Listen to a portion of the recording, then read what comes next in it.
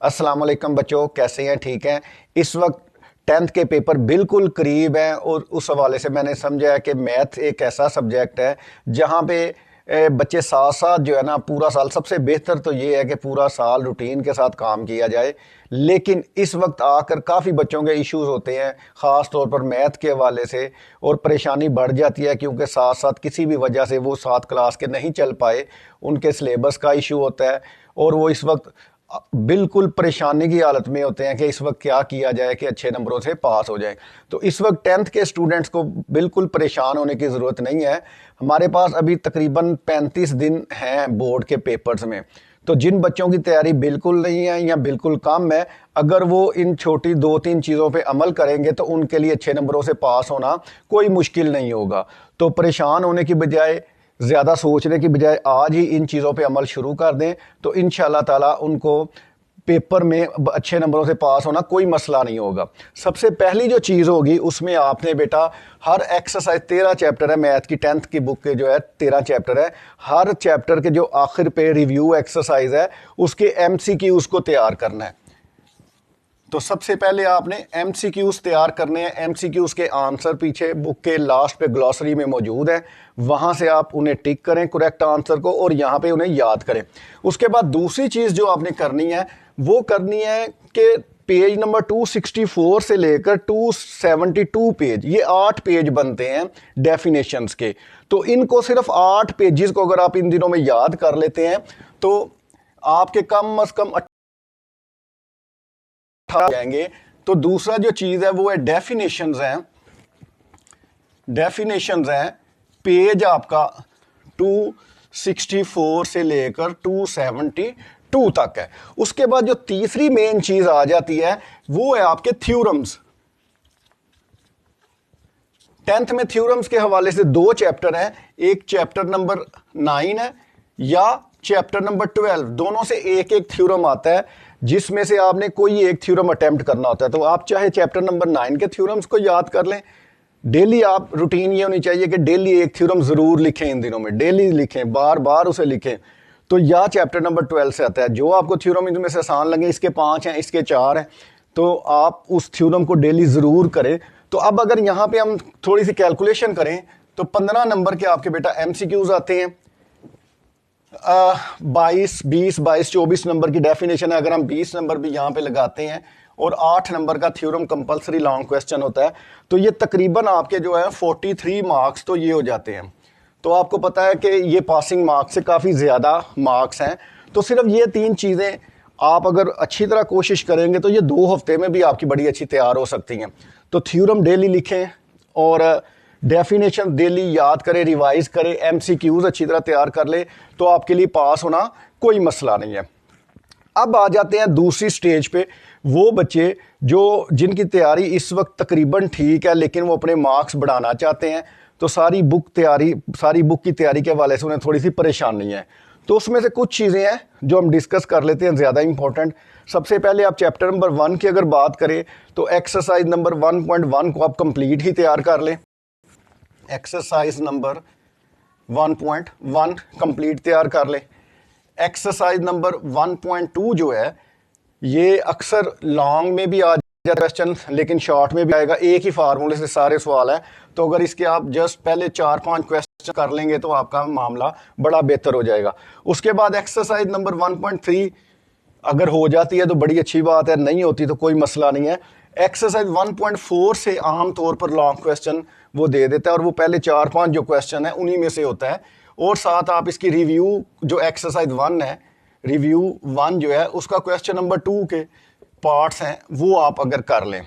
उसके बाद exercise number 2.1 का क्वेश्चन नंबर 1 किया जा सकता है, 2.2 का क्वेश्चन नंबर 2 किया जा सकता है, 2.3 का क्वेश्चन नंबर 1, 2.5 का क्वेश्चन नंबर 1, 2.6 का क्वेश्चन नंबर 1।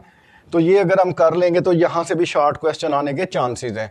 उसके बाद आपके पास चैप्टर नंबर 3 की अगर बात करें तो वहाँ पे एक्सरसाइज नंबर 3.1 पहला और जो 11वां सवाल है लास्ट वाला, वो 3.2 जो है वो सारी एक जैसी है, डायरेक्टली प्रोपोर्शनल और इनवर्सली प्रोपोर्शनल के हवाले से है।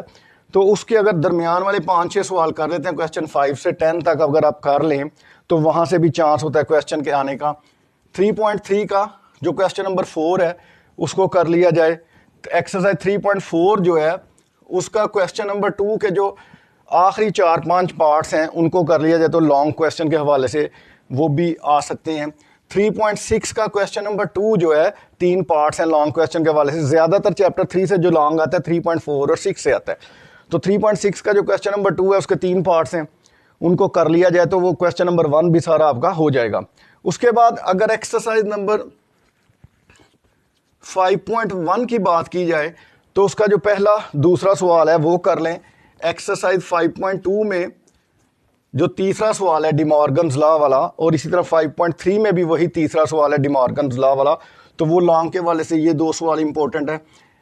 एक्सरसाइज 5.4 छोटी सी एक्सरसाइज है, अगर वो सारी कर ली जाए तो वहाँ से शार्ट ज़रूर आता है, लेकिन अगर उसका 5.4 का क्वेश्चन नंबर 3 जो है ए और बी की वैल्यूज़ वाला, वो अगर आप कर लेंगे तो वो आपके लिए बड़ा अच्छा रहेगा।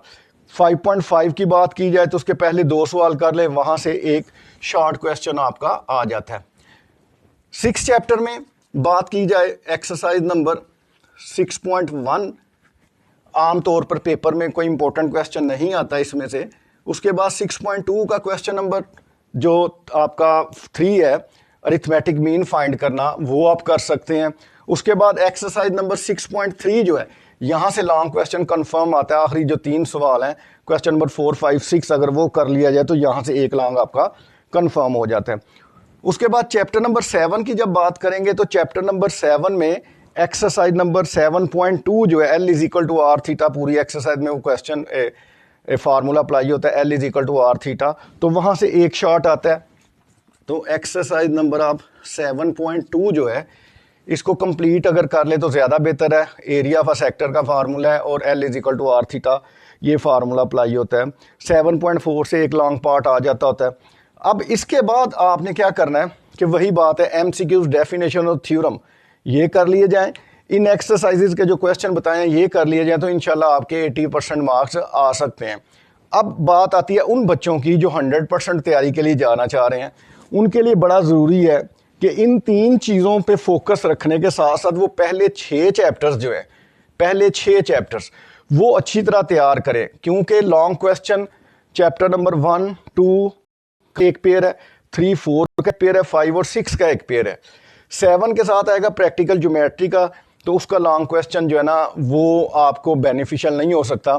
ज्योमेट्री पे टाइम ज़्यादा लगता है, टाइम ज़्यादा लगने के साथ साथ एक्यूरेसी वहाँ पे आपको बहुत ज़्यादा चाहिए। तो इस वजह से चैप्टर 7 और 13 वाला अगर हम ना भी कंसिडर करें तो पहले 6 चैप्टर से जो 3 लॉन्ग हैं उनमें से हमें 2 अटैम्प्ट करने हैं। टोटल आपने 3 लॉन्ग करने हैं, 8 मार्क्स के वाले से 24 मार्क्स बनेंगे।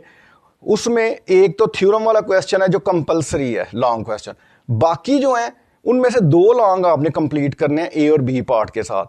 तो आपके लिए सबसे ज़रूरी ये है कि आप डेफिनेशन MCQs 1-2 नंबर जो कटता है वो ज़्यादातर या तो थ्योरम में MCQs में आप 1-2 गलती कर जाते हैं, या डेफिनेशन में जहाँ पे एग्जाम्पल देनी है, फिगर ड्रा करनी है, वो नहीं कर पाते, जिसकी वजह से 1-2 नंबर कट जाता है। तो आप लोगों से यही है कि आप पहले 6 चैप्टर कंप्लीट करें। 7 4 शॉर्ट क्वेश्चन आमतौर पर आ जाते हैं, जिसमें से 2 क्वेश्चन हो सकते हैं, 2 डेफिनेशन हो सकती हैं। तो 7 चैप्टर को शॉर्ट के वाले से अच्छा सा तैयार करें। उसके बाद बाकी जो अगले चैप्टर्स हैं उनकी एक्सरसाइजेज के MCQs और डेफिनेशन करें, तो इंशाल्लाह ताला अभी भी इन 35 दिनों में भी पूरे नंबर की तैयारी करना कोई मुश्किल बात नहीं होगी। हमारी दुआएं आपके साथ हैं। अल्लाह ताला आपको इम्तिहानात में अच्छे नंबरों से पास करे। शुक्रिया।